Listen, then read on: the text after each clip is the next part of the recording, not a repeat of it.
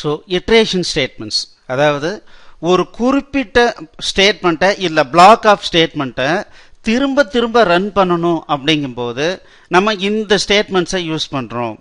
For அப்படின்னா எனக்கு ஒரு பர்டிகுலர் டைம்ஸ், அதாவது 5 டைம் எக்ஸிக்யூட் பண்ணணும் அப்படின்னா இந்த ஃபார் லூப்பை யூஸ் பண்ணுறோம். ஃபர்ஸ்ட் என்ன பண்ணுறோம், இதில் இனிஷியலைஸ் பண்ணுறோம். இந்த இனிஷியலைஸ் பண்ணிவிட்டு கண்டிஷனை செக் பண்ணோம். இந்த கண்டிஷன் ஓகேனா உள்ளே வரும். இந்த ஸ்டேட்மெண்ட்டை முடிச்சுட்டு அதுக்கு அடுத்தது என்ன பண்ணும், இன்க்ரிமெண்ட் ஆப்ரேஷனோ இல்லை டிக்ரிமெண்ட் ஆப்ரேஷனோ இருந்ததுன்னா இங்கே போகும். இது முடிச்சுட்டு மறுபடியும் கண்டிஷன் வரும். தென் இந்த கண்டிஷன் ட்ரூவாக இருந்தால் வரும், அப்படி இல்லைன்னா வெளியே வந்துடும்.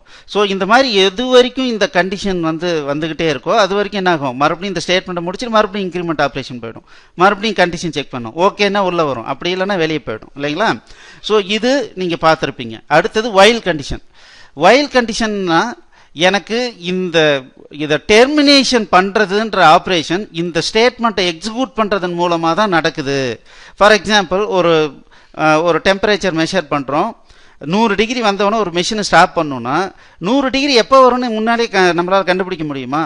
கண்டுபிடிக்க முடியாது. அப்போ நம்ம என்ன பண்ணோம், கண்டினியூஸாக இப்போ என்ன ரீடிங் ரீட் பண்ணு, அப்போ அந்த ரீடிங்கை 100 டிகிரி வந்துருச்சான்னு பாரு, 100 டிகிரி வந்துருச்சுன்னா வெளியே போ, ஸ்டாப் பண்ணு அப்படின்னு நம்ம சொல்கிறோம். அப்போது சில வேலைகளை நம்ம முன்கூட்டியே முடிவு பண்ண முடியாது. அந்த மாதிரியான டைமில் நம்ம என்ன பண்ணுறோம், வைல் கண்டிஷனை யூஸ் பண்ணுறோம். வைல் ஒரு கண்டிஷன் செக் பண்ணு, ஓகேனா இந்த ஸ்டேட்மெண்ட்டை எக்ஸிக்யூட் பண்ணு, எக்ஸிக்யூட் பண்ணிவிட்டு மறுபடியும் கண்டிஷன் செக் பண்ணு, மறுபடியும் ட்ரூவாக இருந்தால் உள்ளவா, இல்லைன்னா திரும்ப திரும்ப பண்ணிக்கிட்டே இல்லைன்னா வெளியே வந்துருன்னு அர்த்தம். எனக்கு ஒரு சில ஆப்ரேஷன் மினிமம் ஒரு டைம் பண்ணணும், ஆனால் 2வது முறை பண்ணணுமா வேணாமான்னு டிசைட் பண்ணுறதுக்கு நான் கண்டிஷன் செக் பண்ணுங்கும் போது என்ன பண்ணுறோம், டூ ஸ்டேட்மெண்ட் யூஸ் பண்ணுறோம். டூ, இந்த எடுத்தவொடனே இதை பண்ணு, அதுக்கப்புறம் கண்டிஷன் செக் பண்ணு, இது ஓகேனா மறுபடியும் இன்னொரு முறை டூ பண்ணு, மறுபடியும் கண்டிஷன் செக் பண்ணு, இந்த மாதிரி ஸ்டேட்மெண்ட்டு. ஸோ இந்த 3 ஸ்டேட்மெண்ட்டும் இட்ரேஷன் ஸ்டேட்மெண்ட், ஒரு குரூப் ஆஃப் ஸ்டேட்மெண்ட்ஸை திரும்ப திரும்ப பண்ணுறதுக்கு நம்ம யூஸ் பண்ணுற ஸ்டேட்மெண்ட்ஸ்ன்னு பார்த்தோம்.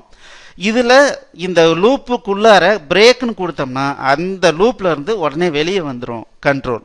இல்லை கண்டினியூன்னு கொடுத்தோம்னா ஒரு 5 ஸ்டேட்மெண்ட் இருக்கு லூப்புக்குள்ளார, இந்த கண்டிஷன் ஓகேன்னா எனக்கு இந்த 3 ஸ்டேட்மெண்ட்டும் ரன் பண்ணக்கூடாது, மறுபடியும் ஸ்டார்டிங்க்கு வந்துடணும் அப்படின்னா இந்த கண்டினியூ யூஸ் பண்ணுறோம். கண்டினியூ அப்படின்னா skip rest of the statements and again go to the top of the loop அப்படின்னு அர்த்தம். இதெல்லாம் உங்களுக்கு ஞாபகம் இருக்கும்னு நினைக்கிறேன். அப்படி இல்லைனாலும் நிறைய சாம்பிள் ப்ரோக்ராம் எடுத்து பார்த்து புரிஞ்சிக்கிட்டு ஃபர்தராக ப்ரொசீட் பண்ணுங்கள். தேங்க்யூ.